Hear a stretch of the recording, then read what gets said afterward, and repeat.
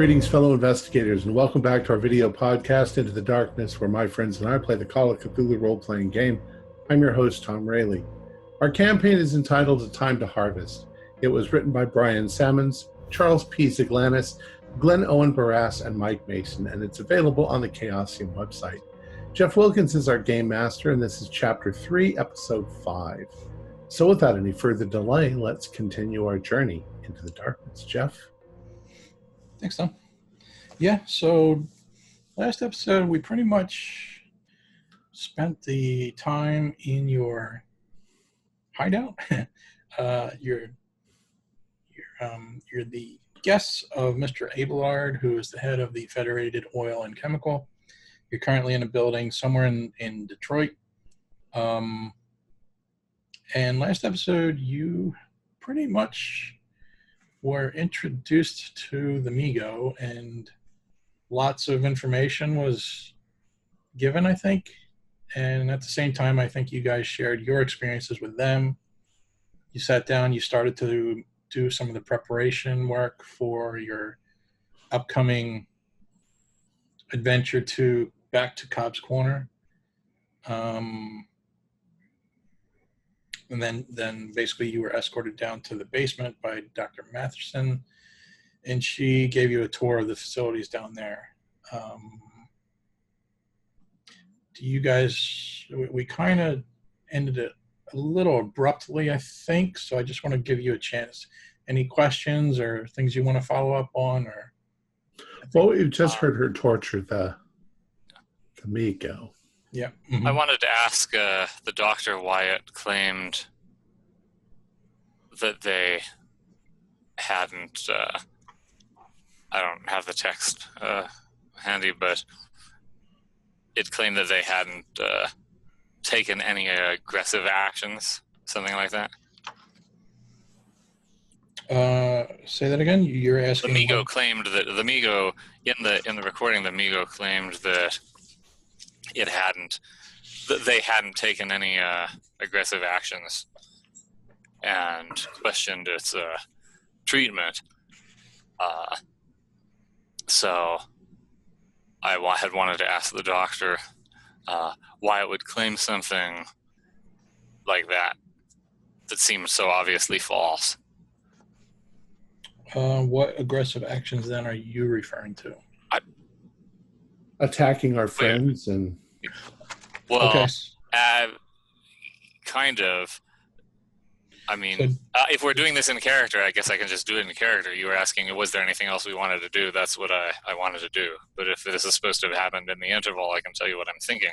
And what Jerry's thinking is, this seems really suspicious, actually, because obviously it would have no reason to lie about that. If it knows that she and Abelard should know that they've been aggressive, why would it say that? So Jerry's wondering if in fact maybe the Abelard story about just getting jumped in the Himalayas isn't quite true, or maybe they think they're defending themselves or something. So I want to see what she says about this. Okay, so let me without know. letting on that I'm suspicious. It's I'm trying to act like I'm just surprised that it would say something that seems so false. And yeah, if I'm questioned, well, what aggressive actions do I mean? I'd say, well, they apparently they assaulted us in Vermont and attacked Miskatonic University. But I'm actually being a little deceptive myself if I'm successful at doing that. Okay, I think this is going to clear up that question, because I think I mentioned it just in passing, but I didn't give you a specific date. That recording was done about 8 years ago. Oh, so it's not recent. It's not recent. Well, that makes Jerry even more suspicious that perhaps the Abelard story is leaving something really important out, like maybe he and his son sought out the Migo and attacked them in the mountains, right? Well, like if I would ask, I'm going to ask Dr. Matheson. So you said that this is from 8 years ago. And you talked about its head changing color. Is the thing that you were interrogating different than these things? Yes. I think she explained to you that we believe that they can take several different shapes and forms. Some of them have wings, some of them don't. Some of them seem to be like these samples here. Some of them seem to be geared towards swimming, and some of them are land-based. And you said it looked like a big creature of some sort? Part fungus and part... Right. That's what we're like in the process now of figuring out. It seems to be the best she can do to describe it is that it's like a hybrid of fungi and flesh. But Doctor, I'm still confused about why it would claim to be non-aggressive. After all, they grievously injured Mr. Abelard and apparently ended the life of his son. Why would it make such a blatantly false claim? I'm actually trying to skim this while you're talking, and I'm not. Well, remember, Jerry, they attacked you. You know, we've been attacked. Well, yes, I know that makes it even more extraordinary. Why would such an obvious hostile being try to conceal its malice after the fact? Perhaps they weren't aggressive then, and they've become aggressive since then. Well, I wonder what might have inspired their change of demeanor then. Torture? Clearly well, yes, it does seem to have been a... Doctor, yes, it does seem that you had to take a rather aggressive approach in questioning it. Did you say something, Jasper? I picked up on something. I said, clearly it must have been something within the last 8 years. So perhaps there's something we're not being told. Well, Jeff, once Jasper just straight up says that, I would probably roll psychology on the doctor to see how she's reacting to this implied accusation. I'll just point out too, so again, I'm just trying to like weave this. I'm not sure if this is just like not clear, if I wasn't clear the first time or whatever, but so basically I just want to be clear. So where is Nepal? Is that? That's Tibet. Between Tibet and India and the Himalayas. Yeah. And Jeff, I made that psychology roll, by the way. The Himalayas. That's not. That's usually the way I say it too. Is it? Yeah. That's how they used to say it like that in the 50s. So I guess in game time, that's how they would pronounce it, wouldn't it? Ah. I always like saying things differently than other people. Is it not the hilarious? Is it the hilarious? You've reminded me of something now, and I can't. No, I don't know. There was something in the back of my mind. There was a quote about that, but.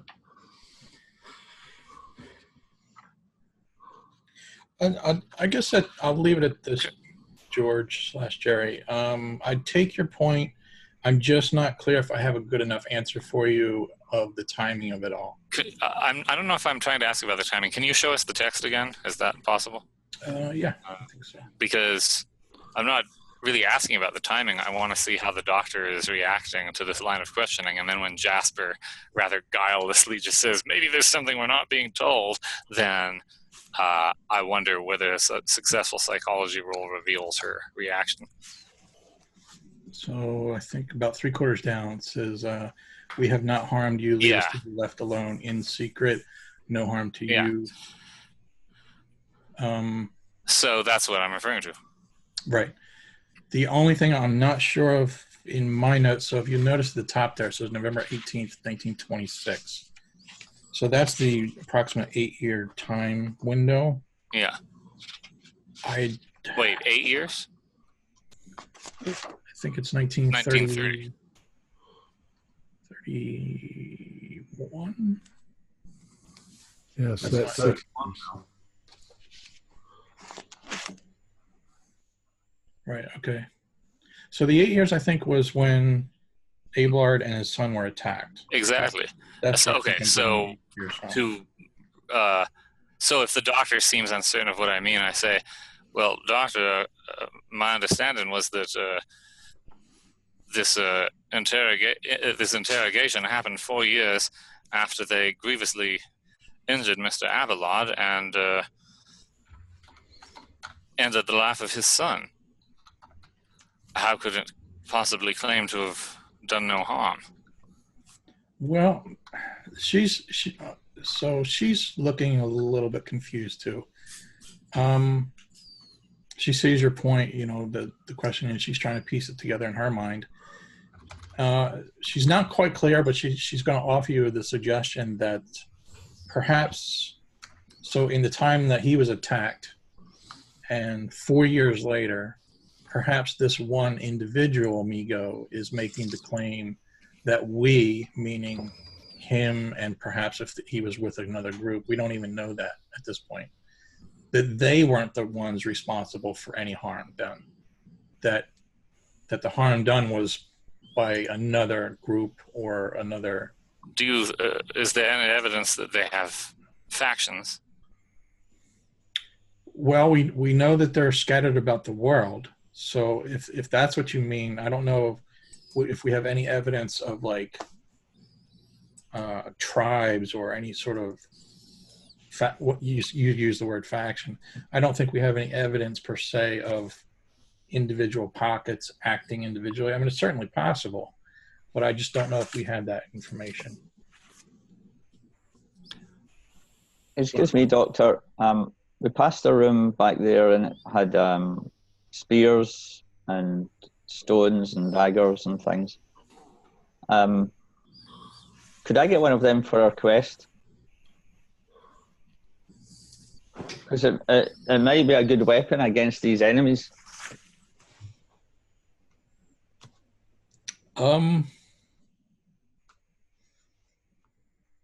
Better than what we're supplying you? I don't know, but if they get close, stabbing them with a cool, sharp dagger might be awesome. I think she's going to turn you down. Well, I believe Danny, that we're already being supplied with some grenades. I had military knives, are we not? I had an idea for when I was asleep last night. I had a dream, and I had an idea for a possible melee weapon that I could use to fight the Migo, and also a change of name. That it would mean that I'd forever be known as Dr. Chainsaw Hands. I wonder if I could perhaps talk to one of the surgeons about that later. Sorry, I don't think I've completely woken up. That's pretty radical, Jasper. I believe the Migo might be able to use their... I'm on the wrong team. You need to go on to the other side. Can you give me chainsaw hands? That's what I'll ask them. So, Doctor, now that we know all of this, what's next? We're going back to Connecticut? Vermont, yep. Vermont.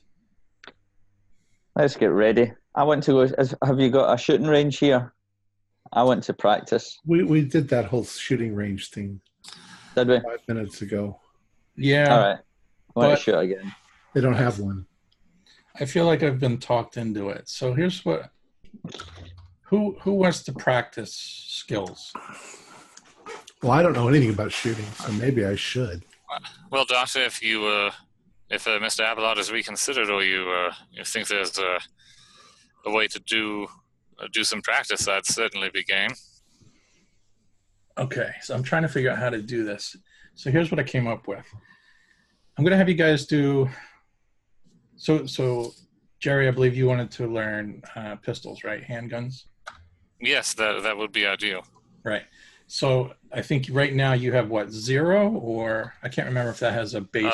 In handgun, yeah. I have 21. 21. Okay. Which is 1% above the base. Okay. So how about this? Let's just start with Danny. Was there anything in particular you wanted to try and build on? I just went to practice my handgun. Handgun, okay. And Tug or Jasper, any? Handgun. Just any. I don't know anything about guns. My character doesn't. Okay. I'd practice my rifle shotgun skill because I've really no other than basically executing two people at close range. I've no experience with a pistol. The other thing, Danny's feeling inventive. He knows he's got potential of using grenades now. So he maybe goes down, if there's a kind of shoreline or something, gets pebbles and starts practicing throwing weighty stones. But whether that actually helps him or not is irrelevant. He just wants to kind of practice throwing things. Well, remember too, it's 3 weeks after our first encounter, and we're college students. It takes years to develop really good skills. We're not going to do them in a week. Yeah, that's what I want to give you guys a chance, and at the same time, I don't want you to come away like with 90%. So I'm trying to figure out how to balance this. So let me just do this. Let me start with you, Danny. So hand grenades are pretty easy. You don't really need a hand grenade skill, I don't think. You have throw. It's just throw, yeah. And dex. You have base throw, what, 20, right? Yeah, that's what I've got. And your handgun skill, you're pretty good with. Yeah, 60%. So that's pretty darn good. All right. Give me a skill check for throw. Failed terribly. Okay, so that's good. So now roll 1d10. You want to do this 1d5? Or you doing no, here's what I'm. Go ahead, just keep going. I'm gonna. 4. I got 4. Okay, add that to your thing and do another skill check. Oh, 100. Okay, that's good. So do another d10. Oh, 9. So that's actually 13 in total. Okay, and do one more skill check. Is that adding the 13? Yeah. I still failed. Okay, so you can do one more d10. 7. Okay. So that's 20. I think I'm pretty happy with that, as long as you guys are. So let's do that for the rest of you. So pick your skill that you want to practice, and you can do 3 skill checks in a row, basically, and then just add each time. So you have the potential of getting 30 skill points. But now we're doing them like skill checks. We have to see if we pass the skill check first. Right. You can do that 3 times. Well, pass, and fail. And I wasted an 02. And Jeff, do you add the new skill for each check, the improvement for each check, or do you? Yes. Yeah, that's right. Good. Well, I failed all mine then, so I don't get anything. No. Well, the skill checks. You're trying to fail the skill check, and if you fail, then you get to add d10. Okay. So you failed 3 times, so you had 3 okay. Right. to add to your. So I'm really good at throwing, well, compared to what I was anyway. See, that practicing with the rocks helped. Well, I don't. Jerry doesn't practice well. Apparently, I only got up to a 27, despite failing 3 times. I rolled a 1 twice in a row on the 1d10. Okay. So that sucks. Yeah. Well, Jerry's not particularly driven or focused where practicing things is concerned, or studying, or yeah. I'm tempted to spend the time practicing my Spanish. Just in case, because I don't know where this campaign's going to be going. Practice your Tibetan. But What about Jasper trains his dog to attack? That would be a good one. Oh yeah. Can I see the lobster? Kill the lobster. Yeah. Can I train? Can I train my dog as an attack dog in this time? Or I could train him to track because he's got tracking. Or I could get his pipe. His fetch, pipe, and slippers is already 80%, so that doesn't need. What's 80%? His fetch, pipe, and slippers. So you get a lobster-shaped pipe and. Well, no, I was thinking, I could crab slippers. Because at the moment his bite skill is 45%, so I could work on doing that just with a tug thing and just going, excite the dogs by doing that. Maybe instead of using like a traditional bite pad, I could use like a big piece of cuttlefish or something. I just had a thought, Jasper. We better be careful. If you've got the dog and we start throwing grenades, it's going to run and fetch it. Dogs aren't stupid. Some dogs are really some dogs are stupid, but not Jasper's dog. Jasper's dog is very intelligent and very large, but he's also a German Shepherd, so he's like very large and very, very right wing. So you've got to be quite careful with him. All right, well, let's go on. What's next? Can I train the dog, or does it have to be my skill?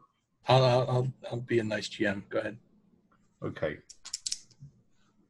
So I'm guessing this probably happened over a couple of days or something like that, Jeff. Yeah, or even two fails then. Rewinding it, this happened over the course of the last week. 2 fails for a total of 11 points. Yay. I'm in handy later on. It's 56. So she's gonna, I think, shut down your request for the spear items because they're at this point they're considering them artifacts. Okay.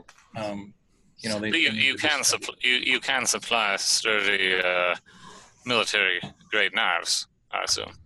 Sure. Yeah, that's no problem. Yeah, that's one of those. Yeah, Danny just mumbles to Jerry under his breath, but they look mysterious, Okay. Moving on. Okay. Any other questions for the doctor? Well, I'm taking it that I don't get my chainsaw hands then. You could have one like Ash. All right, I'm going to move on.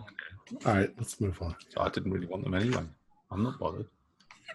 Do I look bothered? Not playing this stupid game anymore. Yeah. It's only a game. I don't care. Get on with it. Let's just play it. Just get on with it. Doctor, I've got some ridges behind my ear. I think they might be girls. Can you do anything? Moving on. The rest of the afternoon plays out with your absorbing all this information about creatures and such. He treats you to another nice dinner. Anything you want to talk to him about? He'll make himself available in the evening. Well, I think honestly we would want to know the whole story of what's been going on. Well, that's kind of what I've been doing over the last 2 or 3 sessions. And you have to remember too, it's hard to pack 8 years of research into like, what can I tell you? You know, right? Right. Okay. So there's a certain amount of, I'm trying to give you guys a lot, but at the same time, I can't spend. Well, Mr. Abelard, is there anything that you think would be of importance to our inquiries in Cobb's Corners that you haven't had a chance to tell us yet? No, that's what I want this to be. You ask any questions you're confused about, or not pushing me to give you more information. Not our characters. Okay. No, I think that we know what's going on. Okay. All right. So we're going on a bug hunt. Yes. A nice dinner's had. You guys retire for the evening. I will say this, since it didn't really come up in much detail, knowing what you know now, the fact that they do tend to disintegrate pretty quickly, I want you guys, you don't have to discuss it now, but I want you guys to at least start thinking about it. When you guys take your trip to Vermont, let's say you, get lucky, I don't know. Well, let's say you obtain your goal and you capture one of these things. What are you going to do? How are you going to get it? You're going to bring it back to Detroit. You're going to interrogate it there. You're going to perform experiments there. You know what I mean? I want you to think about what specifically, how are you going to treat the, what are you going to do? Basically, I don't want you to get to the point where, all right, now we got this Migo. Now what do we do? I want you to have some sort of a plan of action. I want to talk to it. Yeah. Ask it to give us chainsaw hands. First question, what is it that you eat so that we can help supply that to you so that you don't die on us? Well, I think we need to find out why there's been... I mean, if that other one was saying that they haven't been aggressive, which seems like a lie because that was after the guy, Abelard, and his son were attacked. But it doesn't seem like a lie something would tell if it thought it was an obvious lie. Perhaps this is all the result of a misunderstanding then. Well, Jasper, I'm finding myself concerned that in fact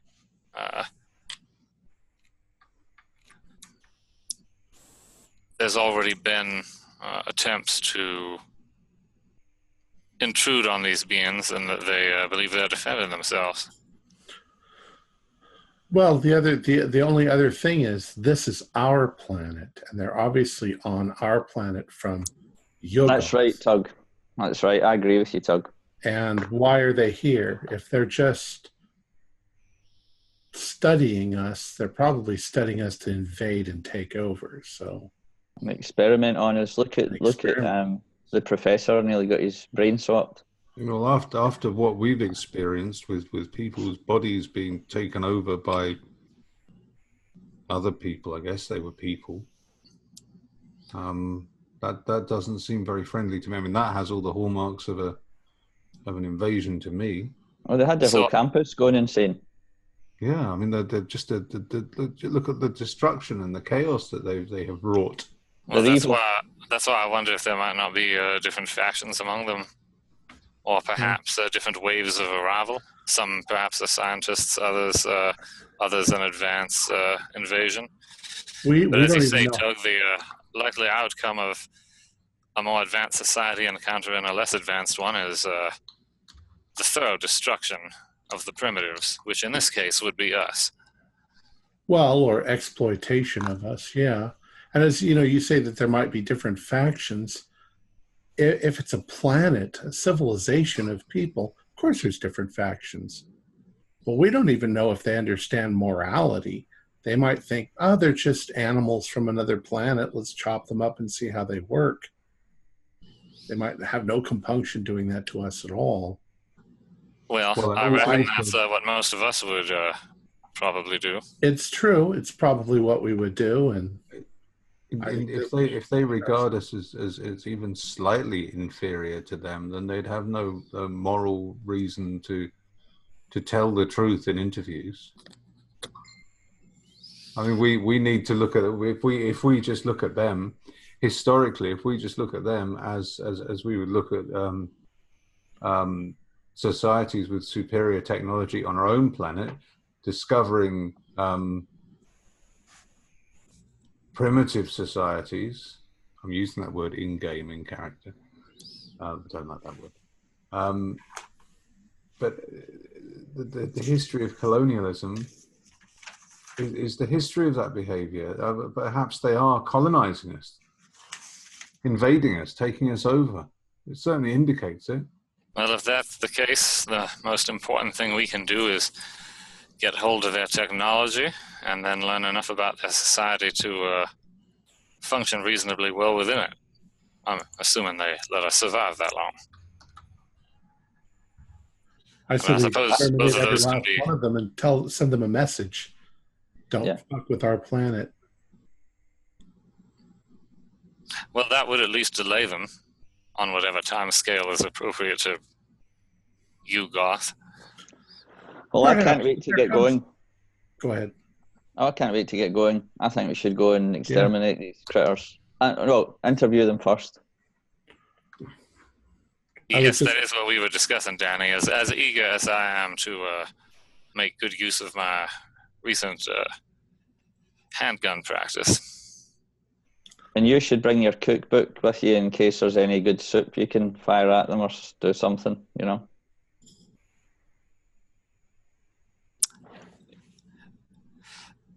All right. Well, I don't think there was anything of great interest in there beyond that one incantation, and I have committed that to memory. Okay, I'm going to push forward. Okay. Evening comes along. You guys had a long day. You still bits and pieces of questions swirling in your minds. You eventually doze off and fall asleep. Around 4 a.m, you're all awoken by knocks on your doors. Kind of abrupt, you know. Bang, bang, bang. Wake up. Yes. Get up. I'm up. You hear a voice basically from the other side of the door say, we need you in the conference room in about 10 minutes. Hurry. Okay. I wish they'd told us.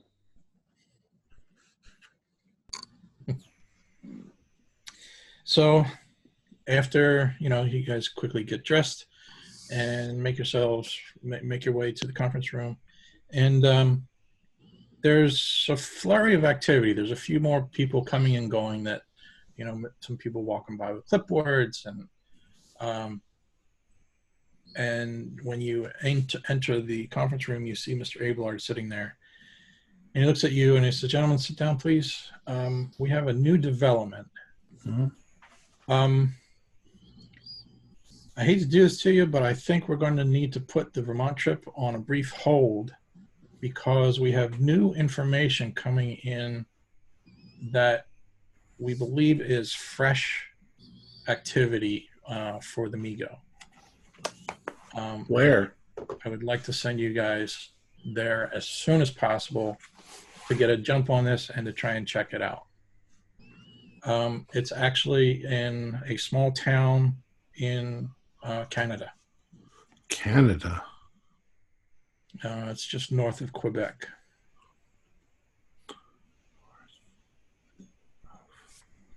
So I was excited as much as you guys, I think, to get back to Vermont. But the fact that this new information has come in, I believe we need to act on this as soon as possible. What's the indication of their activity? Well, it's a little bit on the macabre side, but I think at this point we're all used to dealing with this to some degree, and maybe this is what we can come to expect when dealing with these creatures. There are 2 reports of 2 victims who have had their brains removed. Oh. They found the bodies? They found the bodies. Was anything else done to them? I heard Jerry say, sorry. As far as I know, we're getting not a lot of information. I have one person on the ground there that I've been in contact with over the phone. I will be setting up a meeting with you and him. Tug, I'm sorry, what was your question? I said, why are they removing brains? Because they're evil. That could be the very simple and correct answer right there. Maybe that's what they eat. I thought we had already observed that they're able to preserve human identities for, well, some span of time, according to the defector. Yeah, but do they keep the brains, though? Maybe they do that by eating the brains, and then they can sort of excrete the personalities into someone else. They're like zombies. Well, yes, that's right, Jasper. We never did establish that that a different brain had been implanted into the bodies of our former colleagues. When do you want us to leave, Mr. Abelard? And he looks at his watch and he says, "I'm sorry to do this to you, but I'm going to ask you to be wheels up in about 1 hour." I'm ready. We can be ready. Mr. Abelard, are we meeting your contact? Yes. And he goes through some of his papers and he tells you his contact name is Nicholas Thibault. And how will we know he is still Nicholas? Is there a code word of some kind? If you like, you can... I'm trying to think how this would work then. Do you want to give me the code word and I can relay that to him, and when he sees you, he can relay it back to you? Would that be... No. Well, if one hasn't already been established, it seems of little use to, do so now, depending on how quickly we can arrive there. Although... Actually, it's a question that we really haven't asked. Seriously, you guys have studied them. You guys have them in the basement. Is there any way to tell if somebody has actually been taken over? Obviously, shouldn't there be scarification around? Well, Doug, that's why I suspected initially that it's not as simple as physical replacement of the brain.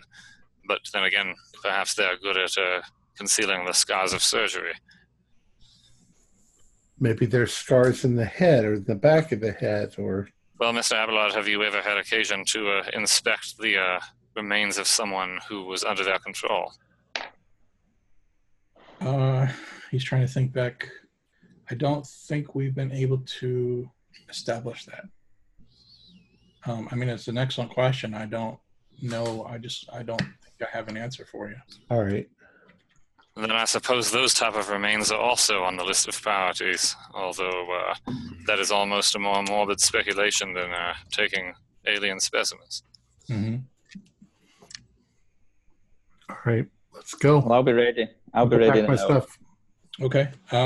So the only thing, and again, I don't mean to put you guys in a bad situation, but the fact that we're dealing with going into Canada and another country, obviously I can't load you up like I'm getting ready to do for Vermont.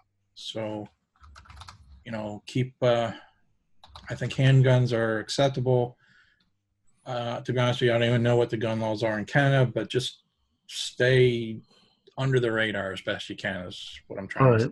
Well, whatever the laws are, assuming that there are wild game in the region, it would be reasonable that if we were hunting it, we would have hunting rifles as well. One doesn't generally hunt game with pistols.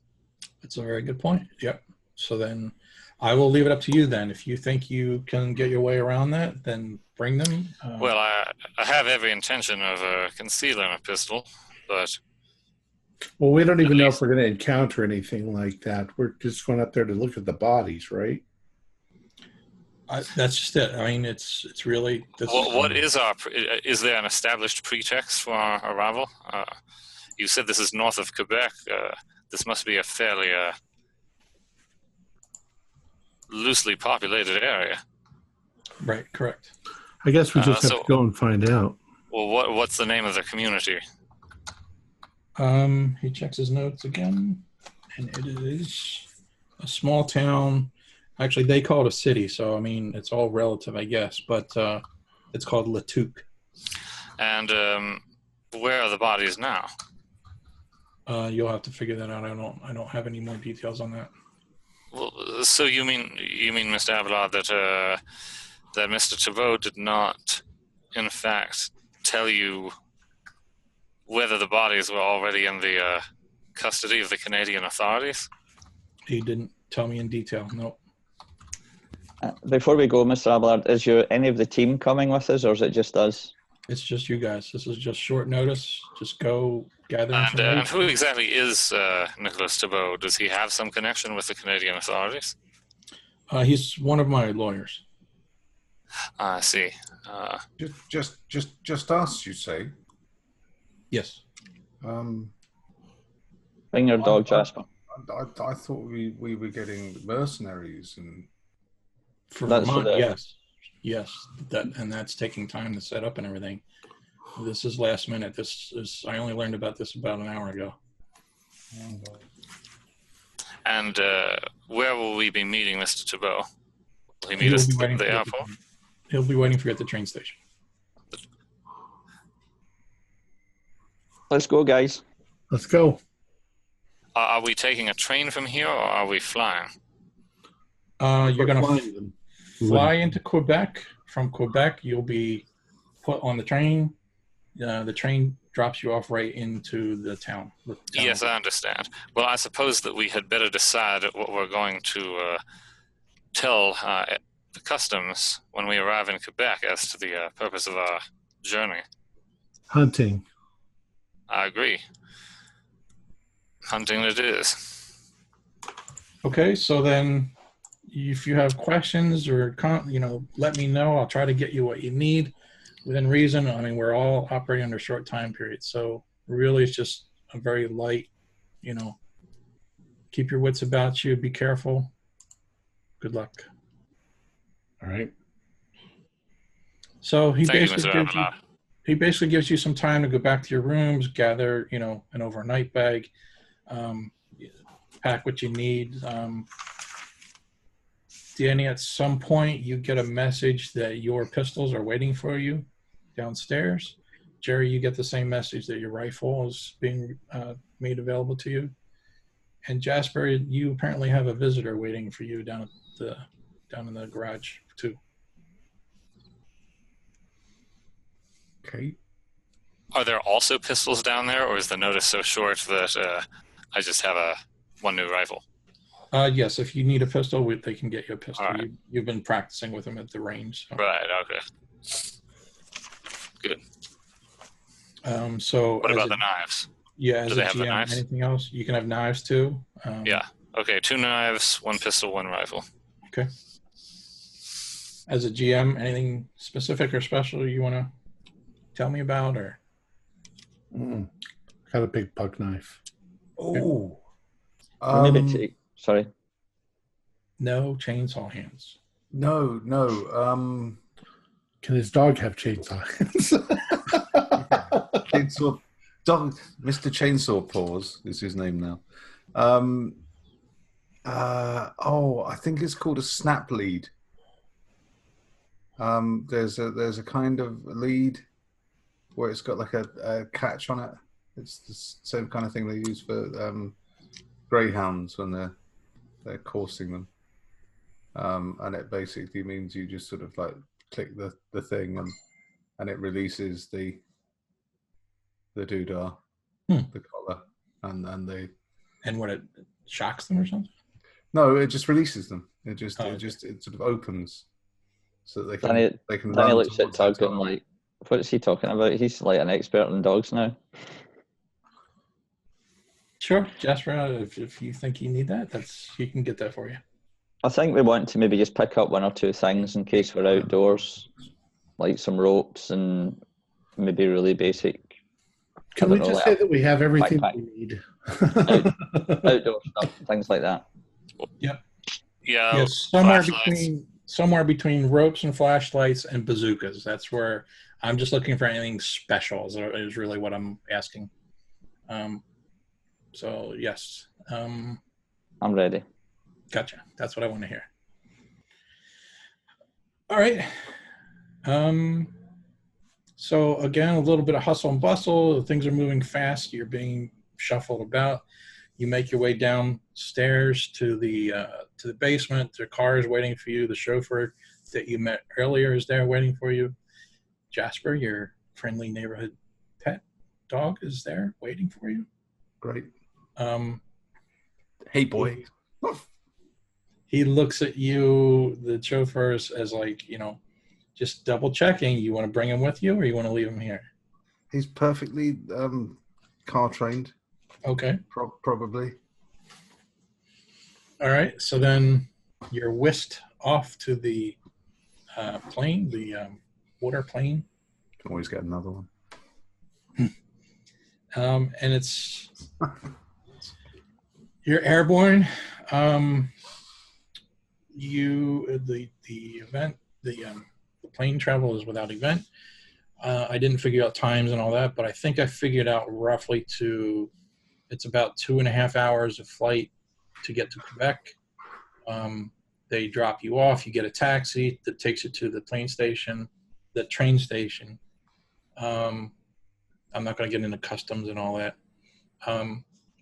You board the train. You're about, I believe it's a 3-hour journey by train to this small town / city. Anything you guys want to do in the intermediate? I'm just double checking. Okay. All right. So 5 hours. You left around 5 in the morning, 10 o'clock in the morning. You arrive at the small train station in this town. The doors open. There's a platform there. The first thing, as soon as the doors open, you catch a whiff that's kind of nasty. It doesn't smell very good. Can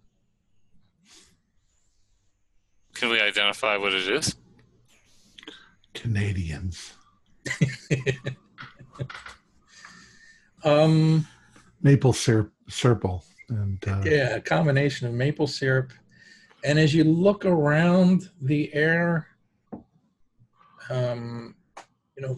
excuse me, you tend to think Great White Canadian North, that you're there and clean and fresh air. But as you look around, you're seeing some smokestacks in the near distance. And I think, do any of you have an idea, or do you want to do a knowledge roll? What, coal mines and factories? It's Pretty too much. early for power stations, isn't it? Power's still generated locally, I think. Yeah. Well, I'll go ahead and do a knowledge roll if it's Okay. permitted. Sure. Paper mills, maybe. Ugh. Yeah, I made it. Wheels. Yep. Tug guessed it. It's paper mills. That's the #1 business in this town. Ah. Cut down all the trees. Hang on. I'm sure there was some mention of paper mills previously with something else connected with the Migo. I don't remember that. Or am I just confusing that with an earlier, different scenario? I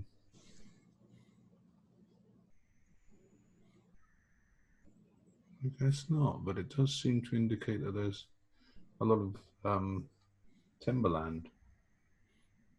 Well, there are a lot of trees. I look around, presumably seeing a lot of trees. Mm-hmm. Can we see the wood? Yes. Yes. Oh. Did he give us a visual description of Mr. Thibault? He did not. So as you guys are kind of standing there wondering what Mr. You're saying what? How do you pronounce that? Thibault. It's Thibault. French Canadian. Thibault. Thibault. Okay. So Tibbles? you're kind of standing there on the train platform, and you see a gentleman who's holding up a little placard, little piece of cardboard that he's got written on there, Federated Oil and Chemical. Head that way. The man before you is a petite man. Short blonde hair. He has a surprisingly deep voice for his small frame that carries a French lilt. Occasionally slips French words into a speech without realizing it. He's smartly dressed. Actually, you know what? That's a good question. How did you guys dress for this? You didn't have a whole lot of time to prepare. I'm just curious.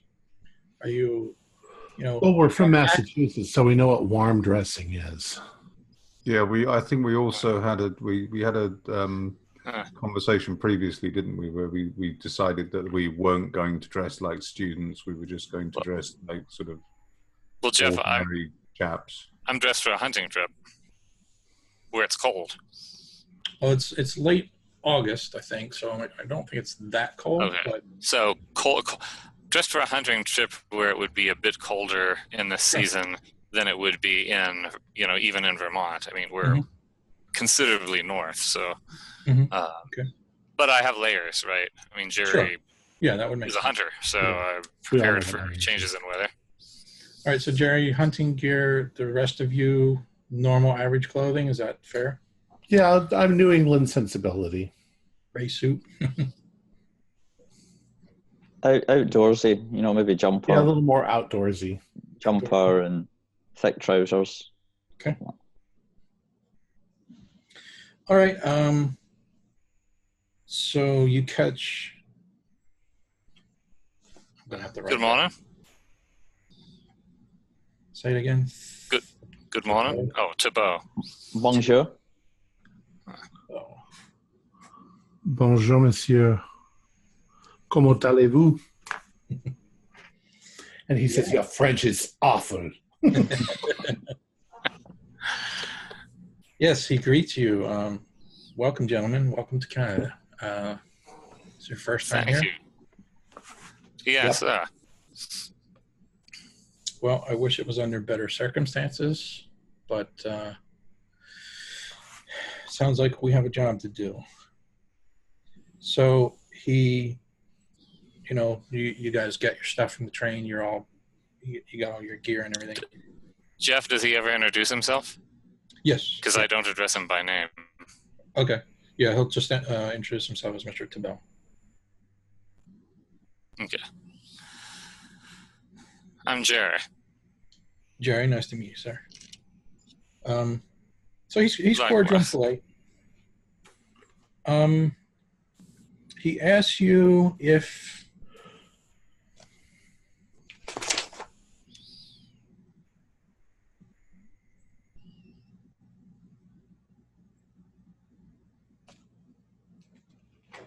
just if. Yes, if. We respond with why? A little further bit of information here. It might be interesting. He's wearing a tan leather trench coat with a black fur aviator hat, protecting against the cold. So yeah, I guess it is colder than what I thought. He asked the investors if they would like to join him at the station cafe. Okay. So once seated, he starts to tell you the story of what he knows so far, which, mind you, is somewhat limited. Is there anyone else in the cafe? Yeah, it's. I'm not going to say it's a hustling, bustling city, right? This is a small town, basically. But there's people, it's a normal, everyday town. There's people coming and going, and there's industry around. So, I don't want you to think too. Well, I'm astonished that since I'm astonished that he's discussing this in a cafe. I'm certainly going to pay attention as to whether or not anyone is paying attention to us. Okay. Do you want to do a spot hit? Sure.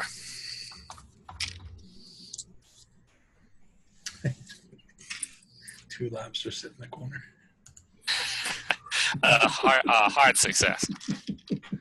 Yeah, you're a little bit paranoid. You're kind of checking over your shoulder, but nothing is striking you as being out of the ordinary. Okay. Danny says to Jerry, shh, just calm down. It's all right. We're okay. Look at those two giant lobsters. They look a little crabby. Did you hear the joke about the two lobsters that went into the bar? So he looks at you guys and he sort of sizes you each up, and he says, "Look, I understand you work for Mr. Allard and for FOC. I'm not so sure I really want to know what you guys do. So unless you want to share something with me, I'm happy to just move along. Why don't you go ahead and share whatever you have to tell us then? Although, if you have a less public place in which to do that, that would seem advisable. So we'll just say that you have a corner booth that nobody's nearby enough to overhear you. Okay. All right then, Mr. Thoreau, go ahead. So we're operating on limited information here. I have a contact in the local police station, and that's where I've gotten my information from. I would like to keep that contact safe. So I hope you guys can respect that as best as you can. What my contact has been able to share with me is that we currently have 2 bodies. And he kind of like grimaces a little bit. It's been a bit gruesome, but they've had their tops of their heads were removed and their brains were missing. And where are they now? Sorry, what? Where are the remains? I assume they're at the police station, but I don't have that information.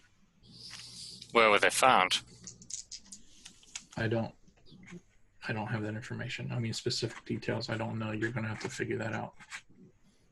Will we be able to see them at the police station? Yes, so that's what I've talked to the local police chief. His name is Julian DeGarmo, detective. So he will be your contact. Now, mind you, you're coming in cold, and he sizes you up again, and he's like, you all look a little bit young to me too, so I hope that's not an issue for the detective. But just be aware of the fact that you guys have no authority here, that what the detective is doing is basically trying to help out me and /our employer. Why? Why is the detective interested in assisting Federated Oil and Chemical? Well, I mean, I don't know if I have a specific answer for you, but I can tell you that it's good to have friends in high places. That's true. Much agreed. Well, we assure you we'll treat it with respect. Yes, we understand it's a privilege and an opportunity to be able to have a contact in another nation. So we appreciate his time and yours. And as you can tell, this town is there's a lot of people here that speak French. So if the language becomes a barrier, you can contact me at this number, and he gives you his business card, and he says, Thank you. Call me. It's a small town. It's not. I can be there in a matter of minutes usually, barring any unforeseen problems. So if you run into problems there, you can give me a call. I believe the detective is under the impression that you guys are here to help. So he's somewhat open to it, but just be aware that,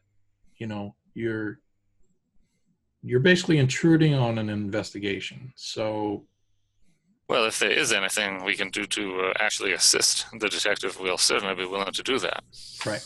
And that's what I believe the detective is hopeful that, by accepting this help, that it may solve the case. Well, this sounds like a fine arrangement. So he takes out his briefcase and he slides. He kind of slides it to the middle of the table. Who reaches out and takes an envelope? I do. Okay. I'm just going to look at it anxiously. Okay. Mr. Abelard has authorized me to provide you with the stipend here. So you're going to get some Canadian cash here. He tells you that right few blocks down, you can't miss it, is the Hotel Baudemont. Baudemont. Yeah. He says it with much more authority than I do. Hotel Bademar. And Bangs his hand on the table as he says it. And he lets you know that accommodations have been already set up there. You have nothing to worry about there. All you need to do is just keep track of any daily expenses that you need to be reimbursed for. Just keep a paper trail, a record of it. Okay. Any questions? Fantastic. So, well, when are we expected to get to the boots on the ground and actually begin our investigation? You're asking this to him? Yes. He kind of looks at you and he says, "In my eyes, you've already started." So when can we meet with the detective? As soon as you want, whenever you want. I mean, he's at the station regularly? Yep. Very well, then perhaps we can just go get settled at the hotel, and then where is the station? Police station? Yes. Yeah, it's right down the street. Well, thank you for the kind welcome, Mr. Thibault, and for your contact information. We'll be in touch if we need any further assistance. Yes. So he bids you adieu. So shall we head over to the hotel then? Yeah. Okay. Yep. All right. So unless there's anything specific to do, we'll just push forward. Okay. So check our stuff in and then head over. Yeah. Yep. Makes sense. You guys check in, no issues. They treat you nice at this hotel. It's a rather nice hotel. So I'm going to put the nicest clothes on that I brought, considering that I'm no longer going on a hunting trip to the police station. Oh, okay. Yeah. All right. So you meet up outside the hotel. You walk about 2 or 3 blocks down, and you see the police station. The smell that you are starting to somewhat get used to, it smells like sulfur. So just to give you an idea. Jeff, I'm not sure if it's important to specify these kind of things, but maybe it is. So I am wearing a pistol under my jacket. I mean, I'm certainly not making an attempt to wear it openly, but I know I have no experience with concealed weapons. I'm hoping that since we're meeting a detective who knows who we are, he's not going to mess with us about it. That's what I'm hoping. Anyway. Okay. All right. Just to give you, it's a nice neighborhood. You know, the lawns are well kept. It's a 1-story police station. You know, not that big. There's a parking lot. Sits off to the right-hand side. There's approximately 3 squad cars in there right now. You walk in the door.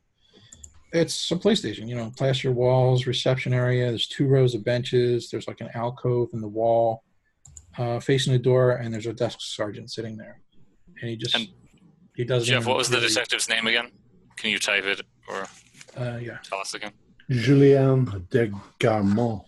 Can we just march straight up to the desk and say, où sont les homards? The toilet is down the hall and to the left. No, you fool. I'm asking, where are the lobsters? But yes, as far as going to the... Dangerously close to my hovercraft is full of eels. As far as going to the desk is concerned, I suppose if we're approaching, I do say, good morning. Is Detective de Garmont available? Who can I say is calling?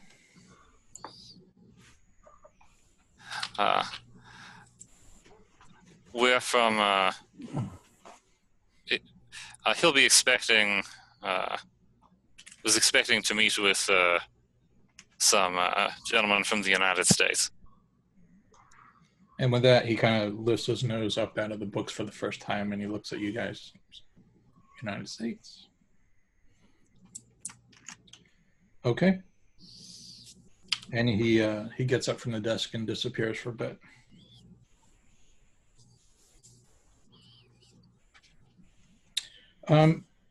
Not too busy, you know. Small town, not a lot happening this early in the morning. After a little bit, he comes back and he says, "Yes, the detective will see you down the hall and to the right." Thank you. And just as you're walking down the hallway, you see a man appear, and he kind of like pokes his head out like he's waiting for you, and he waves you on back. He says, "Come on back." All right. Little description here. He's a short, overweight man with black hair. He's got a comb over. He's got a brown suit, heavily creased. Black shoes are freshly polished. He's got thick jowls and he's unshaven. And he makes his way. His office is very cluttered. Papers, boxes, files, pretty much everywhere. And he's a larger man, and he kind of like has to move between boxes of papers and stuff to get behind his desk. And once he kind of flops down on his desk, he looks like he's well at home there. And he looks up to you guys and he says, "Right, how can we help you?" Well, Todd, go ahead. We were brought in because we're investigators, and you seem to have some very strange things going on here. 2 bodies? That's correct, yes. Yes, we were hoping we could help you. It's possible that it's something that we're familiar with, at least in part. Something very similar to it happened in the United States. Oh. And he kind of raises an eye like he's interested. And it's still a mystery to us. We just need to collect more evidence. He kind of looks you guys over, and it's almost like he's giving you the smell test. And he says, Are you law enforcement? We're private researchers with university backgrounds. Our research was, in some part, sponsored by Federated Oil and Chemical. And in the course of this research, we encountered some anomalous and rather morbid incidents which may exhibit a pattern. Well, you hit on the key word there, didn't you? Morbid. We're not used to that sort of thing around here. I guess you have some of the details as to what happened then? Very little. Perhaps you could tell us. Well, I'm afraid there's not a whole lot of information. And he kind of like looks around and he's like, I'll be honest with you. This is not high priority on my list. I mean, yes, don't take me wrong. This is very concerning. I don't want this in my town, and I don't want it to happen again. So we are trying our best to solve it, but I'm working under limited capabilities here. The men are. I don't have the full weight of a heavy city that you might expect. Well, we're here simply to help with that, and that's very much appreciated. I hope we can work together on this. So he basically just tells you that there's not a lot of details. It basically comes down to that over the course of approximately the last 4 days, they have found 2 bodies basically dumped in the woods. You said over the course of 4 days, did you find them separately? Yeah, so today would be, I guess, the 5th day. So approximately 4 or 5 days ago, we found the first body, and then approximately 2 days ago, we found the second body. How close was the location? One was, matter of fact, and this is a little bit embarrassing, but The first location is only about 3 or 4 blocks away from here. Oh my. And the second location is on basically the other side of town, the northern section of town. So in the woods, but very near the boundaries of the town. Correct, yes. Did you know the people or the bodies that they belong to? We did not. We've done some asking around. In fact, the one gentleman, and he starts flipping through his notes. So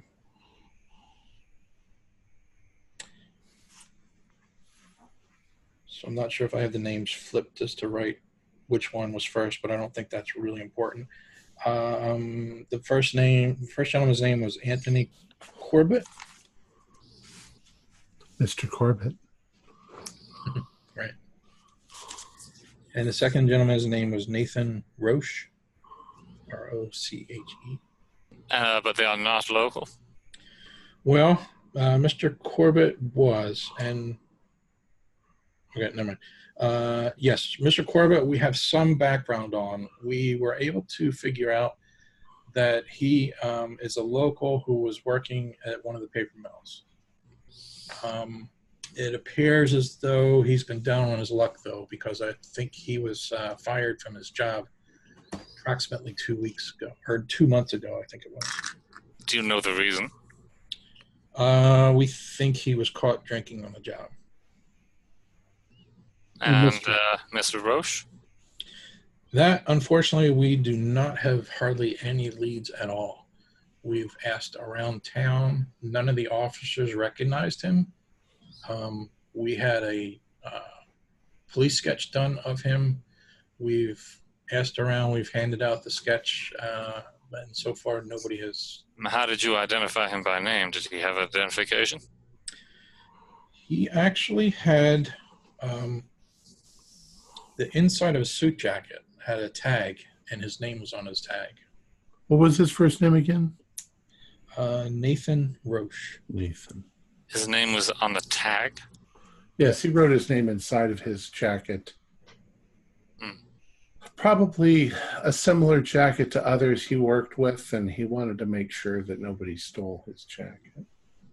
Now, I guess, it's possible maybe he stole that jacket, but at this point, that's all we have to go by. So that's the name we're using right now. And the men were fully clothed and otherwise unharmed, aside from the notable mutilation? Correct. I'm not sure if this is important or not, but I will say that, like Mr. Corbett, Mr. Roche also appeared to be down on his luck. His suit was kind of on the shabby side. Is there any indication that they knew each other? Judging from the fact that we don't really know Mr. Roche and his background, I don't know if we can answer that. What about personal possessions? Were they carrying any? No, there were no items at all. Well, I guess Mr. Corbett, he had a wallet on him, but it was empty. Completely empty? Yeah. Is there any place in town where people maybe down in their luck would go for help, maybe with food or, a kind of welfare place? He pauses and he says, our town is sort of at the end of the tracks here. We're kind of the last stop. And with the paper mills, we do have kind of a high turnaround rate of homeless men coming and going, basically just looking for jobs. So you're bound to see some, what's the term, indigent? Not sure if that's the right word. They're trying to make a living. I have no problems as long as they abide by the law. I let them be. There's a section to the east side of town where they tend to congregate. Some of them stay on the tracks and they are in the rail yard. Do you know if your officers checked with those people? Because it could be a line of inquiry. Yeah, that's again we're somewhat limited. That's kind of what I was hoping you guys might do. Like I said, we handed out the picture. It was a sketch, not a photograph. That was my mistake. But just nobody recognized them. And we've made some attempt. It's just been pretty much a dead end. And did you mean to say that in fact there are no charitable organizations here? Yeah, there is a church. I believe it's St. Mary's, and I believe the father there has some sort of shelter, or he provides them with food occasionally, that sort of thing. Did he recall seeing either of these men? He did not, but again, you could go and follow up on that if you want. We may. May we have copies of the sketches? He looks around and says, I'll have the front desk give you one. And their shoes, had they been walking in the woods?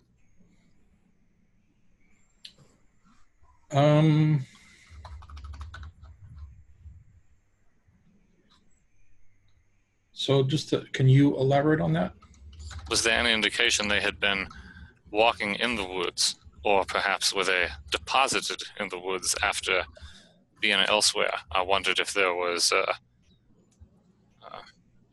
much evidence from their footwear, or perhaps their jackets.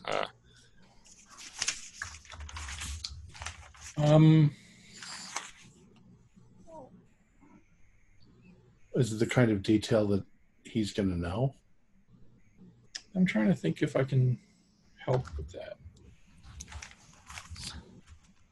I mean, short of the fact that, their clothes were sort of,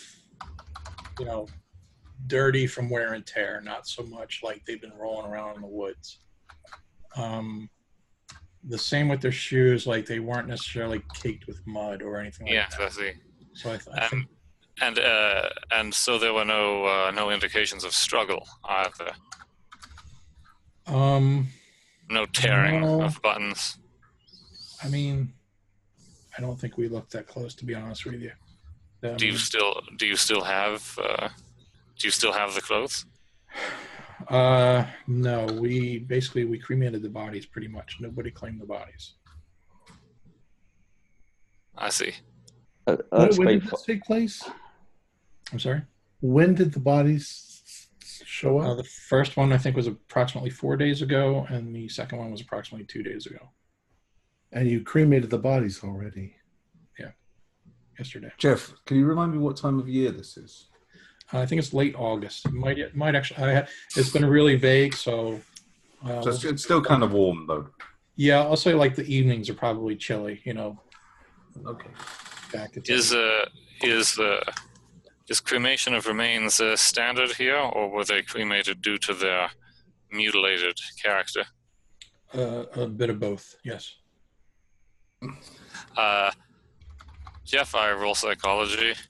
I think I would have high enough anthropology to know that it's absolutely not standard to cremate people in predominantly Catholic locations.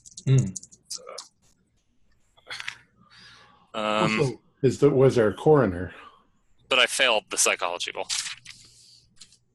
Was any kind of forensics done on the bodies? Yes, we had our medical examiner look at them, and he starts flipping through his notes.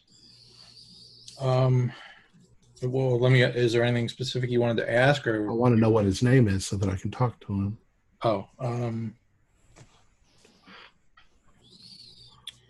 Gabriel Rogers. Gabriel Rogers?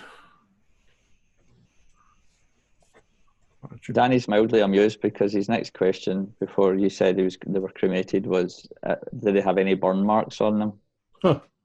But because I was thinking about the alien weapons and how Jerry was electrocuted. Yeah. but obviously they have a big burn mark on them.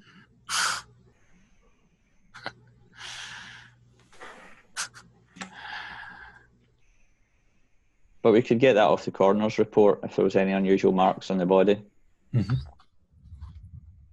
So is that available to us at the police station? Yeah, I believe he's here. I can...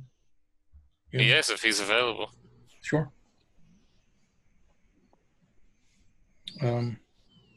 I suppose it goes without saying that you've never seen anything like this before?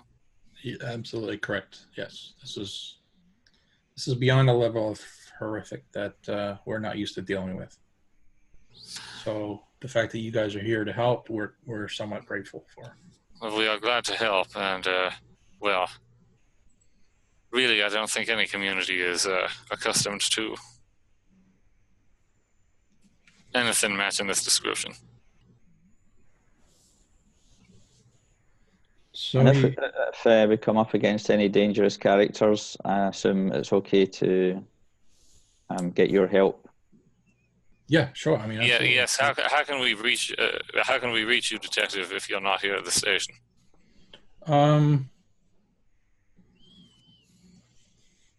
He takes out a business card, and he scribbles down his home phone number on the back.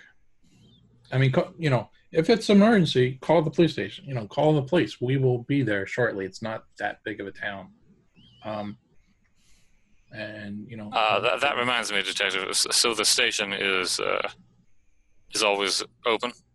Yeah, and I mean, you know, within reason. You know, if it's 2 a.m, it's not like this is a big busy city. So that's why I asked. Yeah. Also, how many people here in the town know the condition of the bodies? It was a hard thing to keep a lid on. I believe was there any report in the newspaper? There was. I tried my best to try to keep some of the details out of it, but I believe, I mean, things spread like wildfire around here. So what details were you successful at keeping out of the public? And he looks a little bit like you just caught him a little bit, and he's like, well, I'm not sure I was all that successful. Understandable.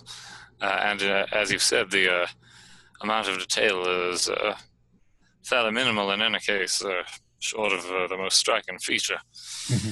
So, well, so on that note, I suppose this would be the time to speak to Mr. Rogers. Or is he Dr. Rogers? Yeah, doctor. Well, thank you again, Detective. I very much hope we can be of some use to you. He stops. He says, I just thought of something, and it may be very helpful for you. And he takes out basically a piece of paper, and he just draws a real hand-drawn, crude map of the town.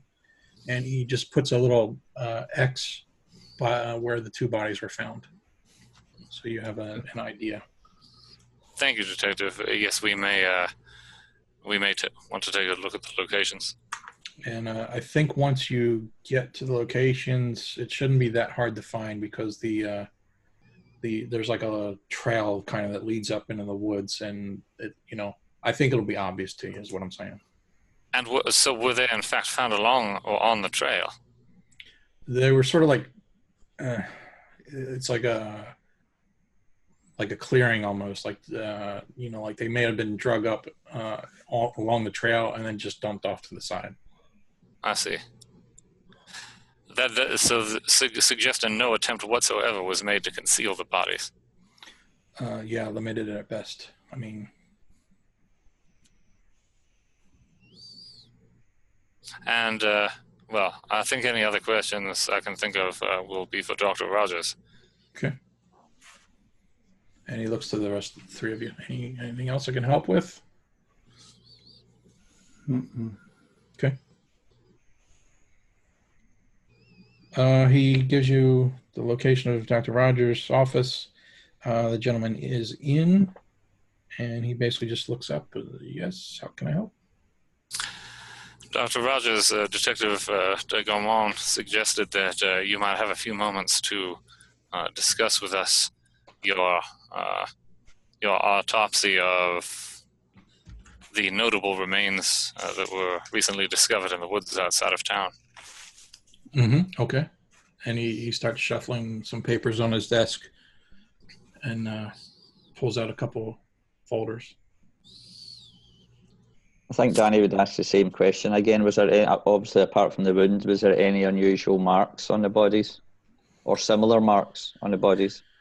Nothing that really stood out beyond the obvious.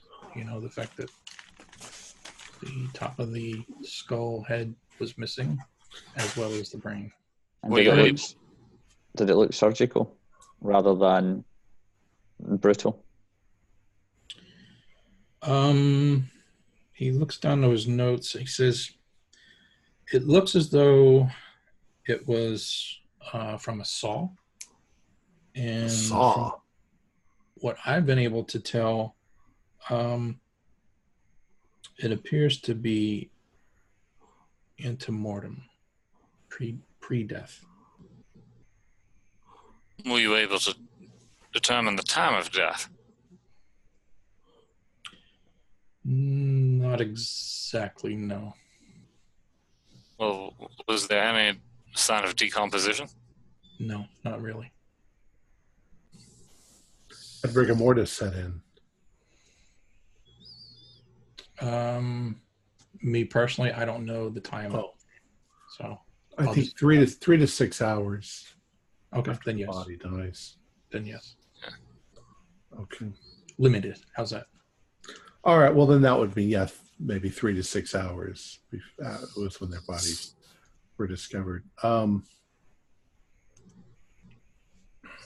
Did you notice if there was anything of note under the fingernails? Did not appear to be signs of struggle, if that's what you're asking. Any burns on the bodies? Nope. Just the heads removed. Can you show us where? Were they removed up here? Were they right above the eyes? Yeah, approximately.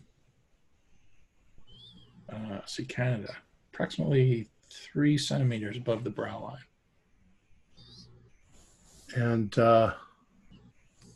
were the eyes left intact? And yes. You say the head was removed with what seemed to be a saw. How about the brain itself? Did it look like it was surgically removed? The brainstem cut cleanly and... Yes.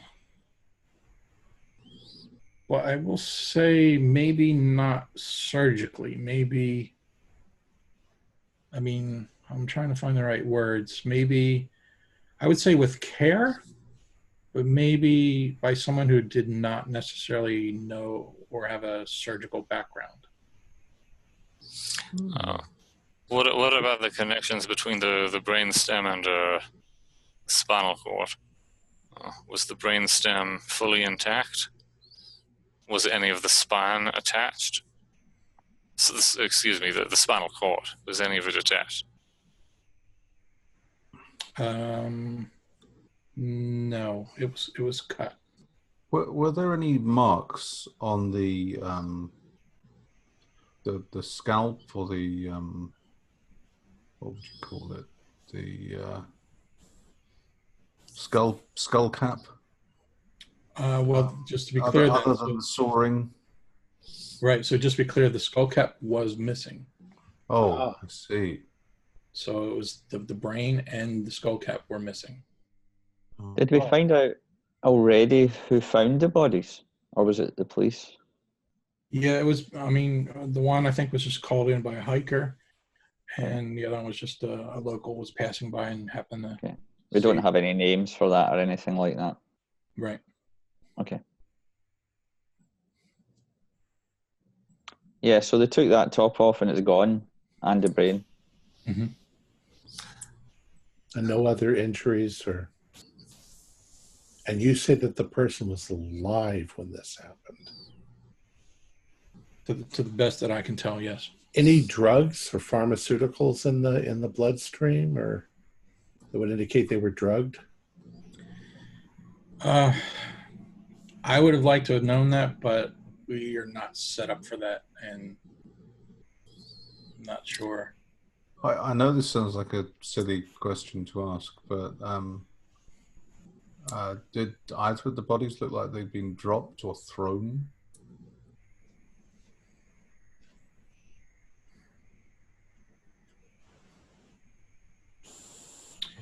When you say thrown, what? Well, or possibly unloaded, or like the I'm trying to. Well, how were their limbs arranged? Were they laid out face up with their limbs at their sides, or did it appear that they'd simply fallen into the clearing, or as my colleague says, perhaps dumped there? I guess that's probably the word I would use, dumped. So, no evidence of anybody doing this to them? Right. So when you say you weren't set up for a more detailed autopsy, does this mean that the provincial authorities are not involved at all in this investigation? Yeah, and again, he kind of like looks around and he's like, I don't want to sound insensitive, and I don't want this to come out the wrong way, but we're talking about two human beings. I understand that, but these are basically drifters. Nobody, no family, nobody's paying for their remains. There's no funerals. This is. Yes, we understand that the bodies were cremated fairly soon after your. But still, the details are so unusual. We would have preferred if you hadn't cremated the body so quickly. There could have been further evidence that you may have missed. Jeff roll psychology when he says that to see if he looks offended or evasive. I fail again. Because I'm also thinking, if you've got two bodies with the same modus operandi, you might have some fucking serial killer on your, somebody who's chopping people's heads off and using the tops of their heads as a bowl to eat their brains. It's if any other bodies show up like this, don't cremate them. We'll ship them back to the U.S. and have them do, pharmacological tests and all sorts of tests if they can find out what this person's motivations might be, or how the person was still alive and not struggling as their brain was being removed. Yes, as my colleague says, we are prepared to fund whatever further research might be necessary to properly evaluate any other evidence that comes to light. You should be aware, Dr. Rogers, that we have some research experience dealing with deviant psychology, and although events like this are rarely reported consistently by journalists, the extent of depravity of which the mind is capable is quite considerably greater than what might normally be expected, and so our research often proceeds along some disturbing lines. We're quite happy to ensure that you need not probe those depths any further than you are personally inclined to do, and so we will be prepared to divert such inquiries to those who find them a subject of professional interest. regardless of the expense. Outside of the story, forensic medicine has barely started at this point. Yeah. I'm trying to be aware of that. So. Yeah, and as Jerry, I know we're exaggerating, but I'm figuring that Mr. Abelard just wants all the remains and bodies and whatnot he can get, and so if we have to sort of act like we're way more professional in research than we really are, maybe the provincial, local folks will take our word for it. Yeah. Hopefully. Right. We've got 3 possibles so far as I can think. We've got the site itself where the bodies were. We've got the kind of area around the train, the railroads where maybe some of the guys hang out. And we've got a place where they sometimes get a bit of welfare. So well, in order not to lose any further time, Dana, perhaps you and I should inspect the sites. I think we both have some experience in wilderness settings. Maybe we'll notice something that more local police would have missed. I think Jasper, are you maybe we should stick together. Yeah, we should stick together. Well, in that case, we should probably hurry before people either disappear or ruin any evidence left at the sites. Which is closer? Probably the sites, if they're just outside of town. Well, one's just 3 blocks from the. Yeah. Well, why don't we go there first then? It's close by. Thank you, Dr. Rogers. Mm-hmm. Can we get copies of your report? No copy machines. Yeah, it's like you. We know where they are. I'll see what I can do. I thought perhaps you might have made facsimiles or could do so. Carbon copies. I'll see what I can do. Thank you very much again, Dr. Rogers. And please do let Detective Galmon know if there's anything else that comes to your mind or that we could do to further assist, although hopefully there will be no more such remains for you to examine. Mm-hmm. Yep. So with that, I guess we head to the 3 blocks away site. Okay. Yeah. And it's by now about noon, right? So we should have good light to see stuff. Yeah, sure. Okay. All right. Yep. You look at the hand-drawn map that the detective gave you, and it's crude, but it's go down this road, go around this block, and you see what he referred to as like this trail.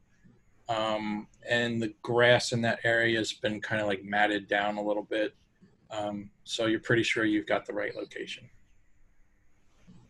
Okay. Well, let's start walking around and looking for stuff. Yeah. Anything out of the ordinary? Just so you know, this is just off of Rue Roy. That's hard to say. And I've learned that the word Rue is French Canadian for street or road. Street. So Roy Street. It's in France too. It's a long row of houses. There's a couple businesses scattered about. Typical, small town development, basically. The road stops where it enters the woods. I'm going to ask you all to do a track roll.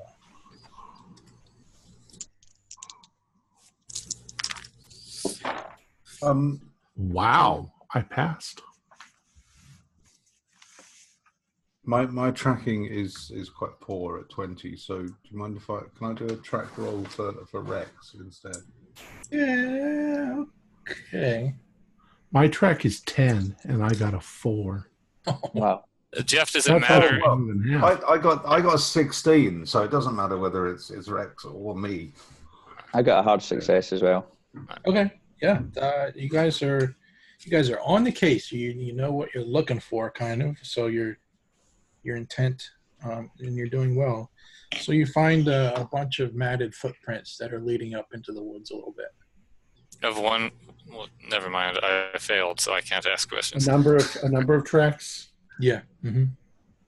Are these just like normal boot prints, or do they look like something else? I would say normal boot prints.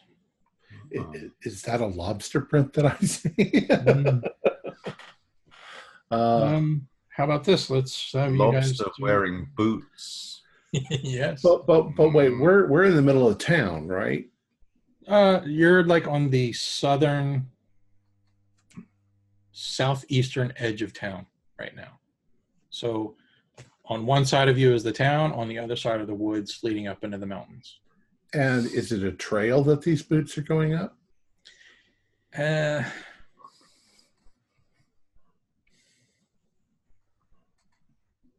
mean, maybe it's unusual and maybe it's not unusual at all. People just go up there or walk up the trail. Yeah, so I'm trying to it's not like the Appalachian Trail.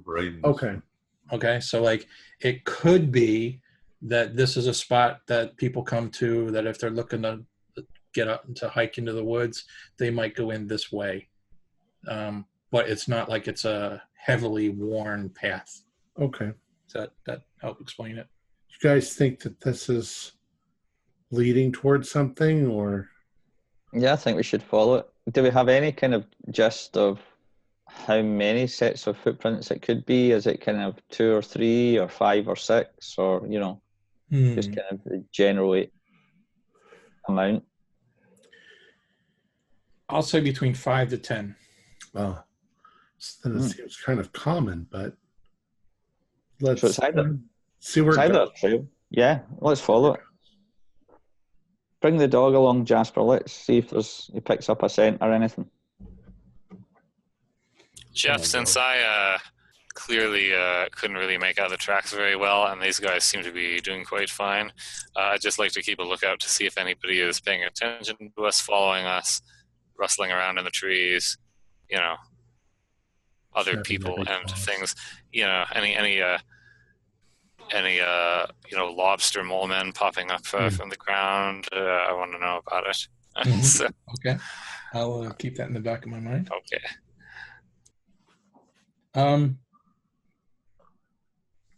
Could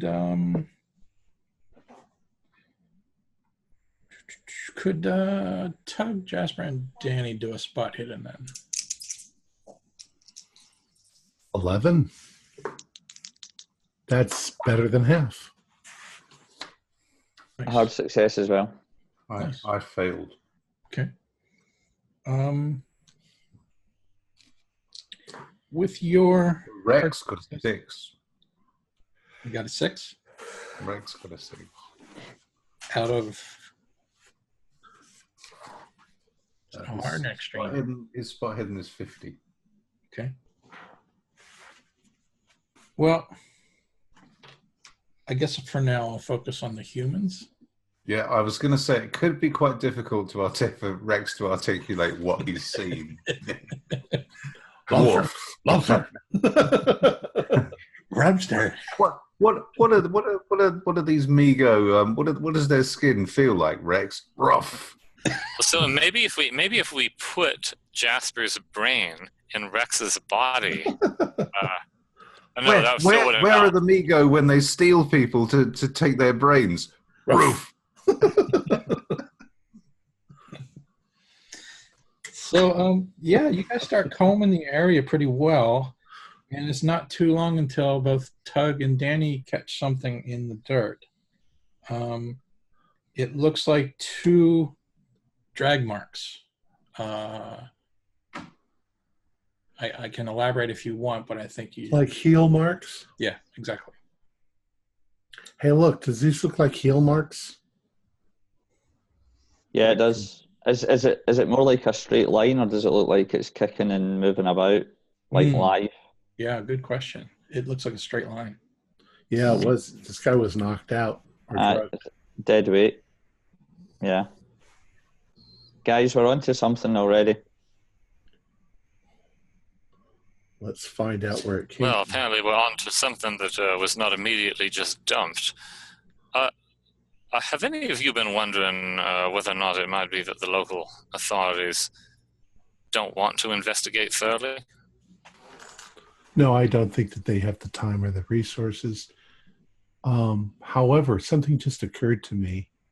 The doctor said that the brains were removed, but not surgically.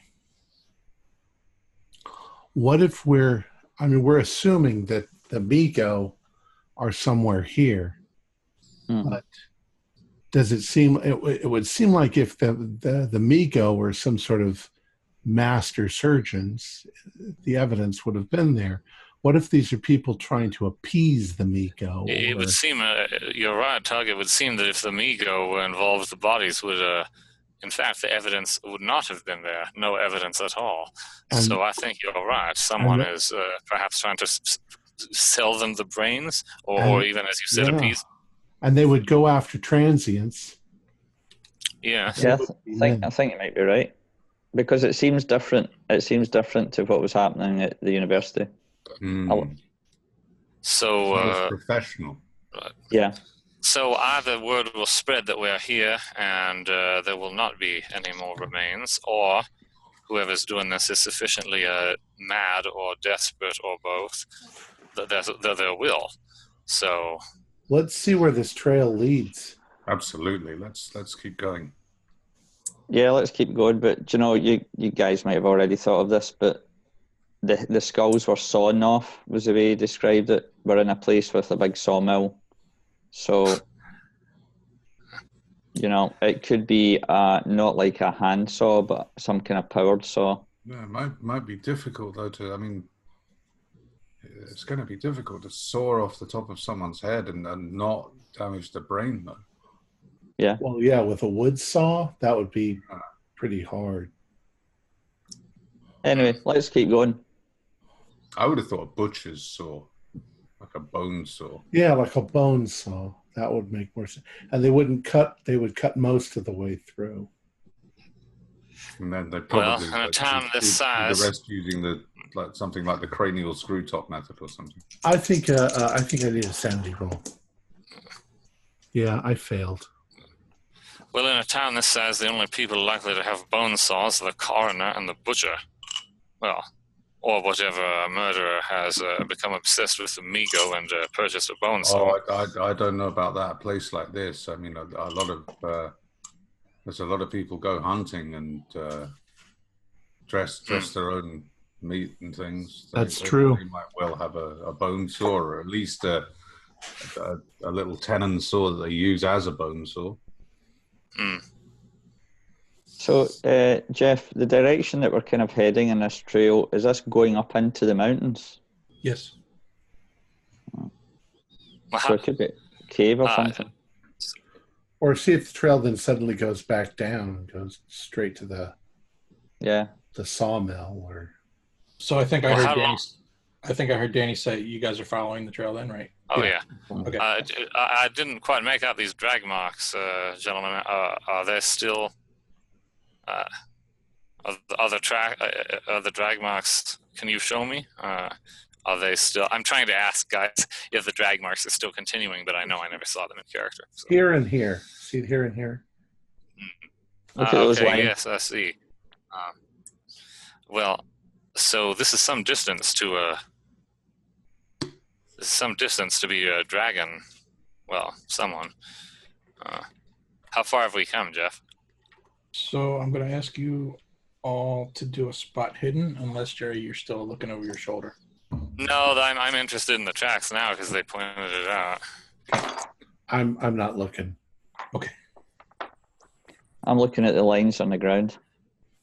Okay, Jeff. I got a hard success on spot hidden. Okay. I got a 98. The dogs just jumped up at me. And I'm going at that, so I can't. But I'm watching because I got a 93. Yeah.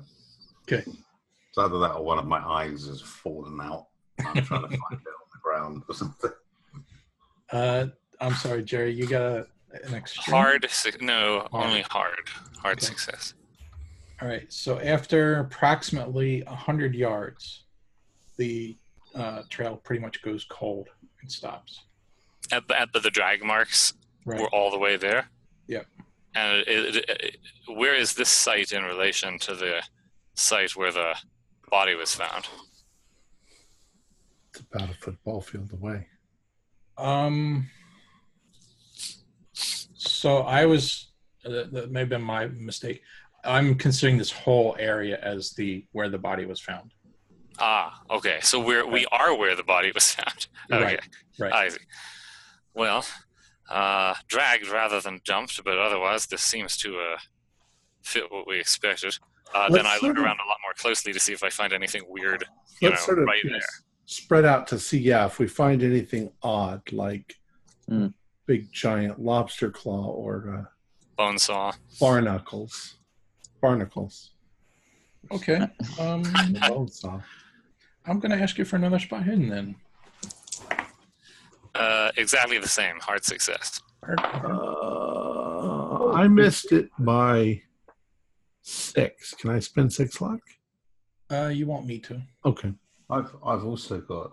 Oh no, I haven't actually.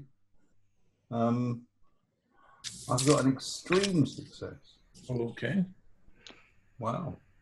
Danny's clueless because he's busy looking up into the mountains to see if he can see any caves or anything like that up in the distance. Okay, that makes sense. Jasper, that's a good roll.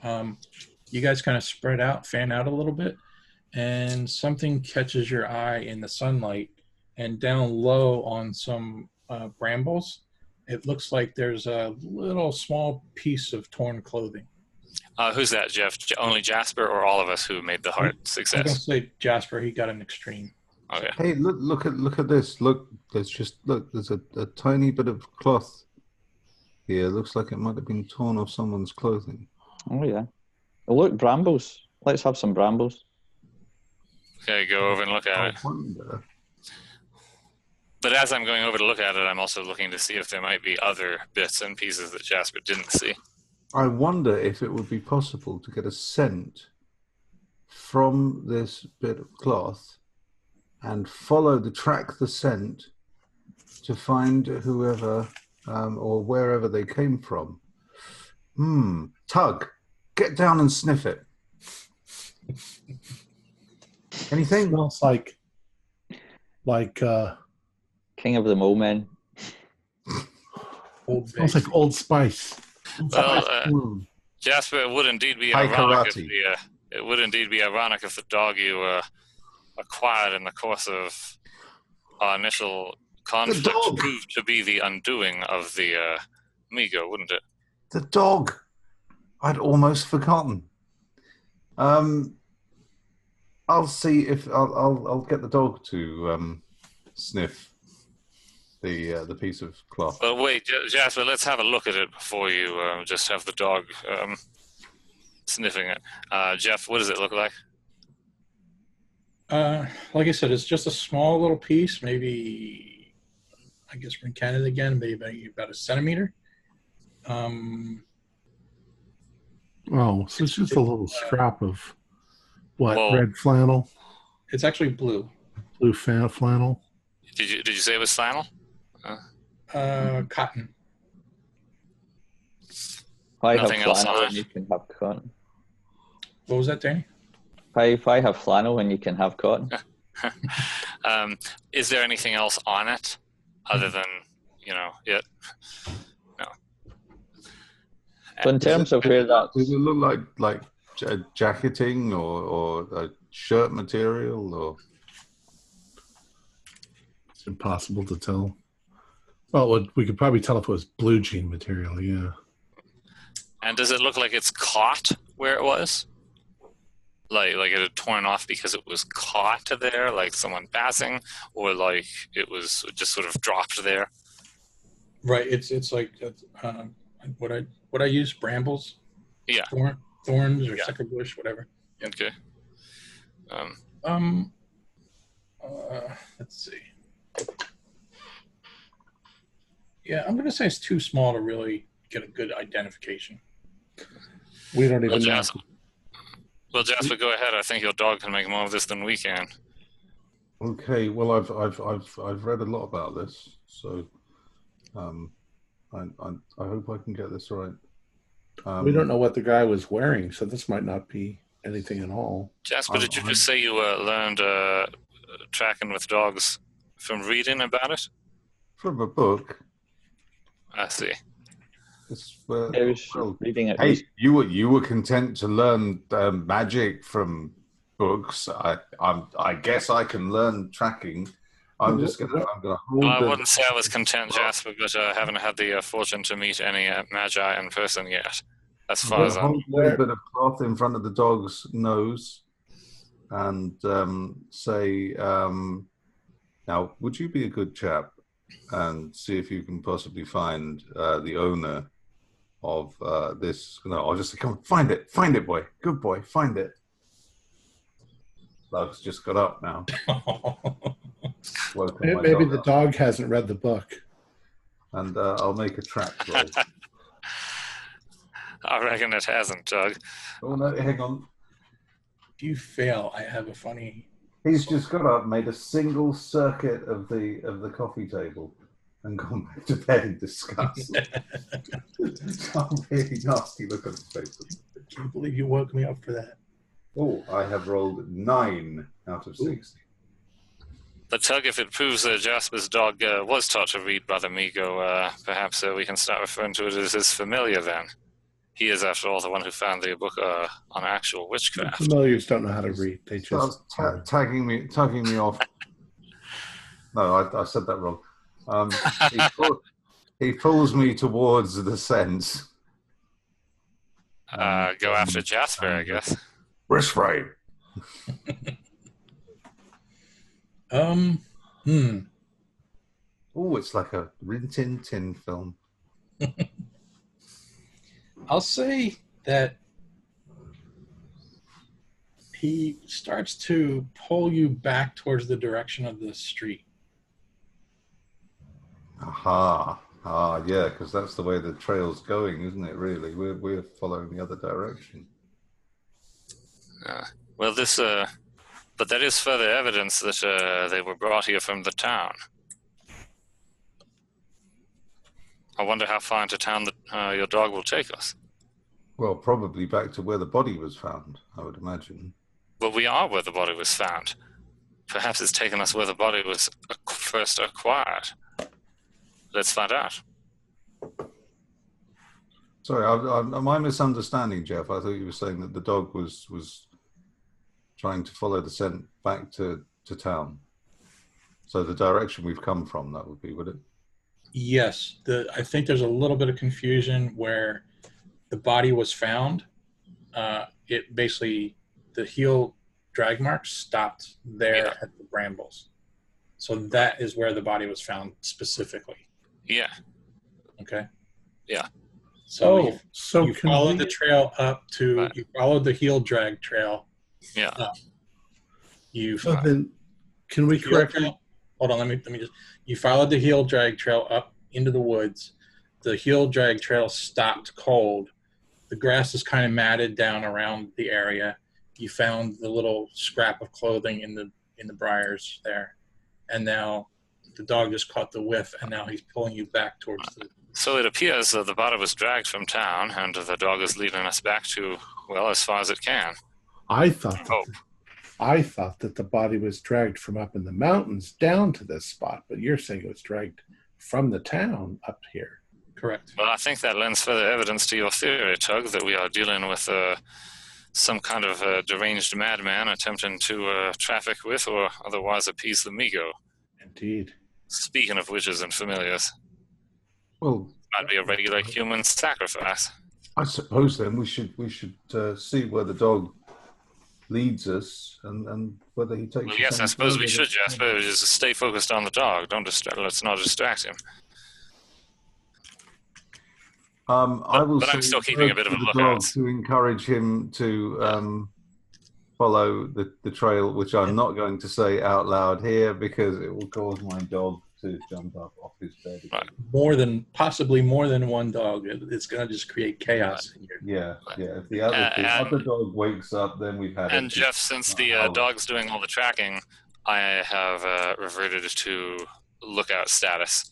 Since now I'm even more concerned that somebody might even register that a dog is following this trail, right? I'm just out walking the dog, that's all. Well, and it seems so suspicious that they got rid of the bodies so quickly. Yes, especially in a Catholic country. I mean, I understand well enough that the attitude toward the drunken and dispossessed indigent in our own land is, well, perhaps justifiably derisive, but in a Catholic country to cremate remains simply because they were mutilated, not identified, and belong to the poor, this seems, at the very least, unusual. So the dog starts to pull you, Jasper, on your fancy quick release leash, pulling you towards the town. And just as you're kind of like getting back to where the woods line breaks, there's a bit of grass area, and then the street is just beyond that grassy area. Suddenly, Rex sees a butterfly and starts chasing after the butterfly. Oh, damn it. Damn. And I think we'll end it there. It was the butterfly that did it. Butterfly wings.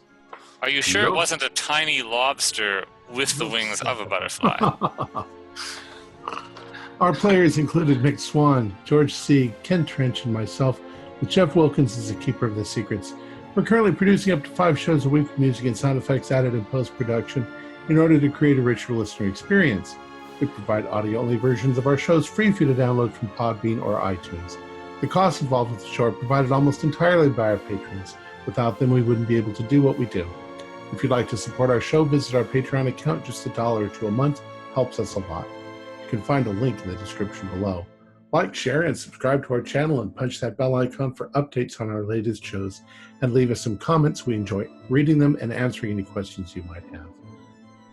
This is Tom Riley, together with all the members of our gaming club, inviting you to journey with us once again into the darkness for another adventure into the universe of H.P. Lovecraft and the Call of Cthulhu role-playing game. Until next time, good luck and good gaming.